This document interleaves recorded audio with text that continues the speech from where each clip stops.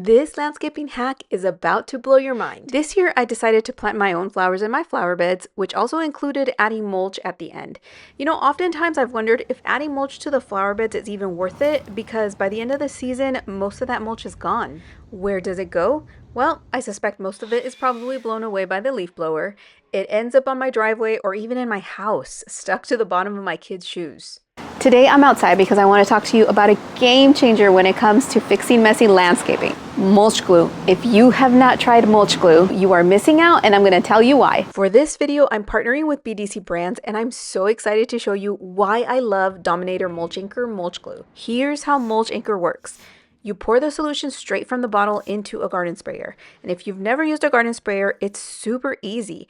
Add the mulch glue and give it a few pumps so the glue reaches the tip of the sprayer. You want to apply 2 to 3 light layers directly onto the mulch. I did 2 layers on all my flower beds, and I did wait an hour in between layers to give each layer a chance to dry. And that's pretty much it.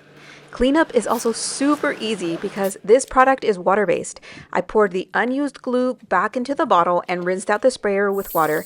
I do plan on using the sprayer again, so I made sure to run water through it so the glue doesn't dry up and make the sprayer stick. I wasn't sure how well Mulch Anchor would hold up after the rain, but a few days after using it, we had like 5 consecutive days of rain and the mulch stayed in place.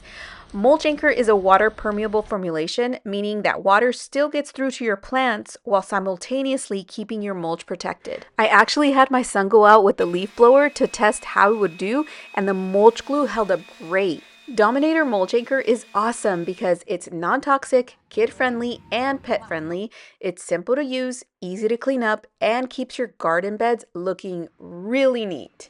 Thanks for watching this video. If you found it helpful, don't forget to give it a thumbs up and subscribe for more DIY content. And if you have any questions, please ask them in the comments. I am always happy to answer your questions. Links to everything I used are in the description. And as always, happy DIYing.